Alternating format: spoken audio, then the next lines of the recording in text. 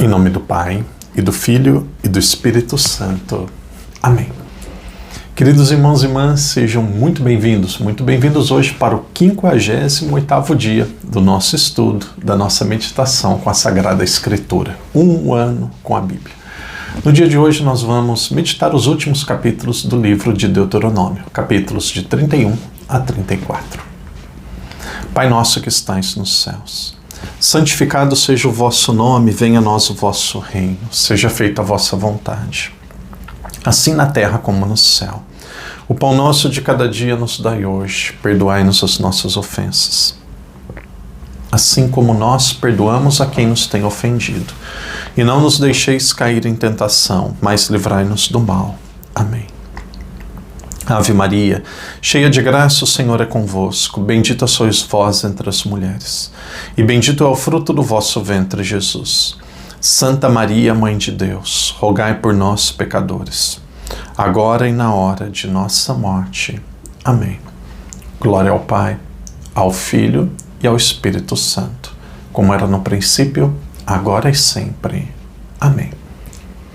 Irmãos e irmãs, estamos praticamente encerrando o mês de fevereiro, estamos praticamente, de fato, encerrando a meditação do livro de Deuteronômio, também o Pentateuco.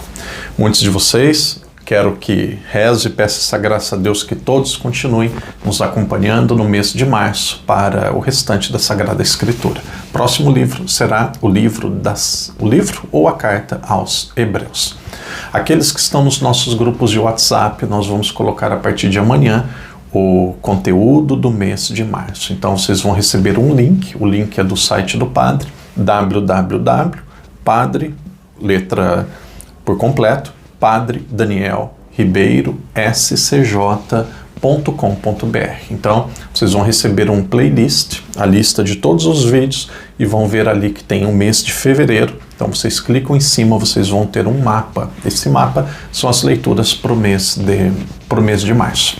Isso daqui também ajuda a movimentar o site, a vocês conhecerem o site do Padre. Veem lá dentro o que nós temos de evangelização. É um site muito bom, tem muitas coisas lá úteis. Então quem está no grupo de WhatsApp vai receber esse link e aí você entra diretamente no link. Vocês que não estão nos grupos de WhatsApp, que querem ter acesso a essa lista do conteúdo para o próximo mês, nós temos a descrição do vídeo, que é o primeiro comentário. Então na descrição do vídeo vocês vão procurar um link ali onde vocês vão entrar para o site. Então, aos poucos, nos próximos dias, nós vamos repetir esse tema para nós termos ali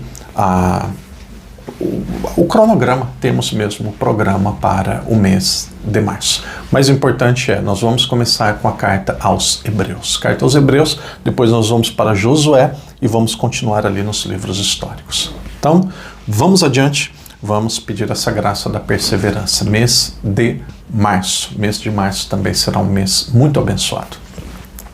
Nós encerramos hoje o livro de Deuteronômio, capítulos de 31 a 34. Capítulos de 31, 32 e 36, 31, 32 e...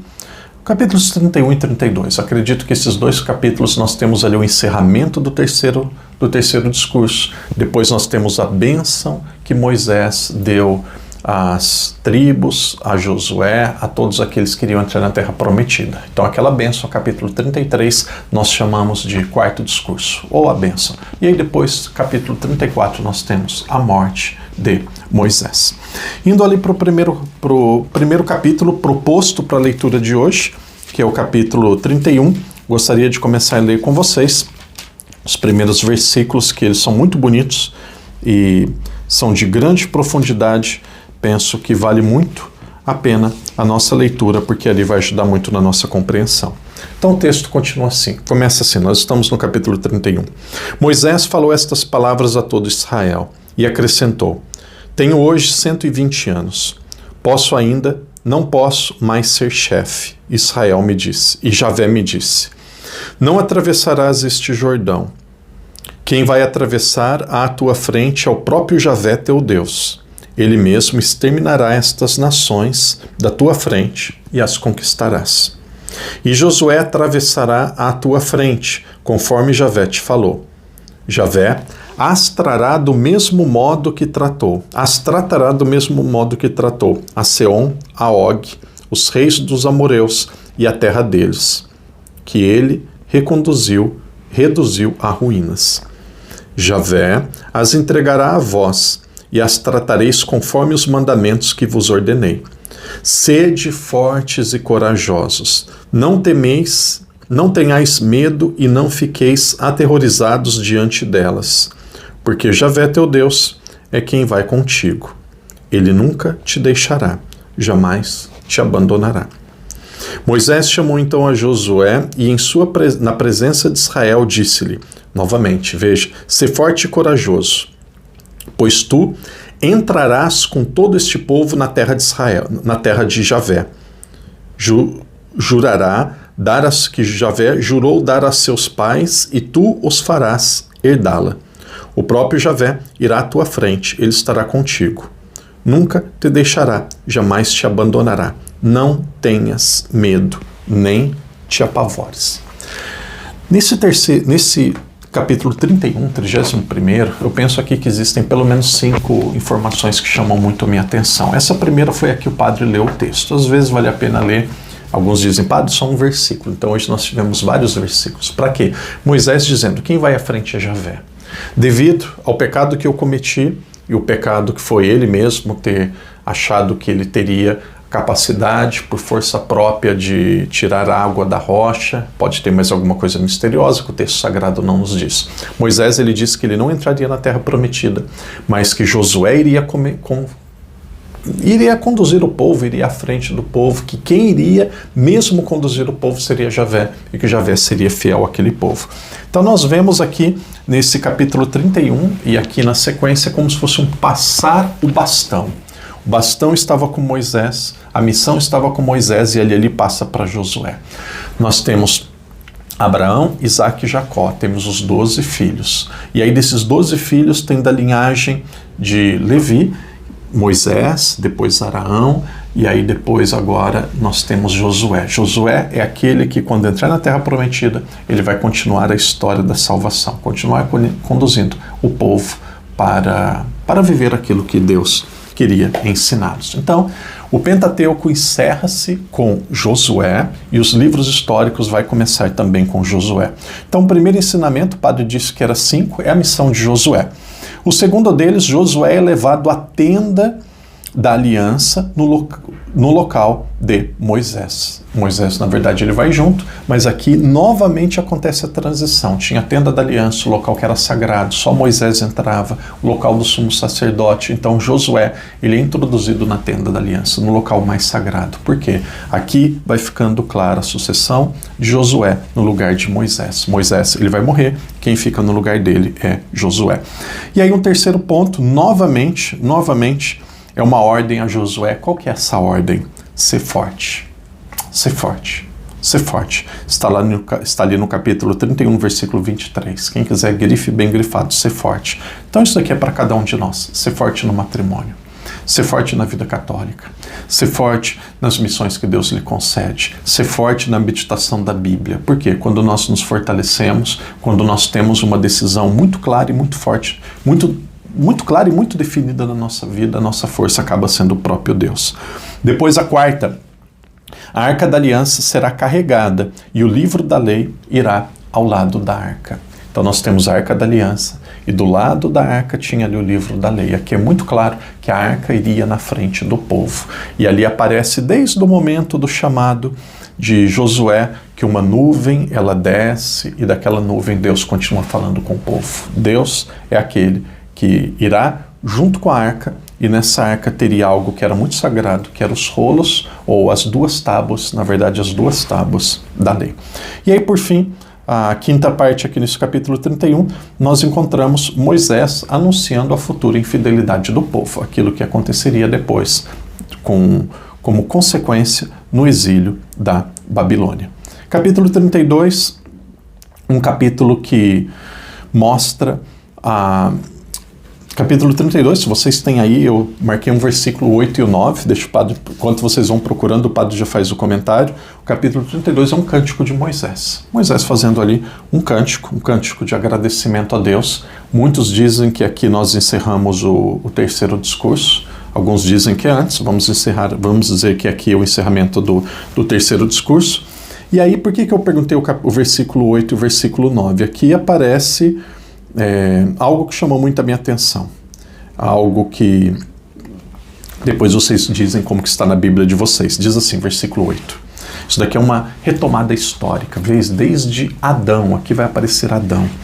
Quando o Altíssimo repartiu as nações, quando espalhava os filhos de Adão, ele fixou fronteiras para os povos, conforme o número dos filhos de Deus. Mas a parte de Javé foi o seu povo, o lote da sua herança foi Jacó. Dizendo que os filhos de Adão se espalharam pelo mundo todo, mas Deus tinha o seu povo, que Deus separou o seu povo, que depois seria o povo judeu.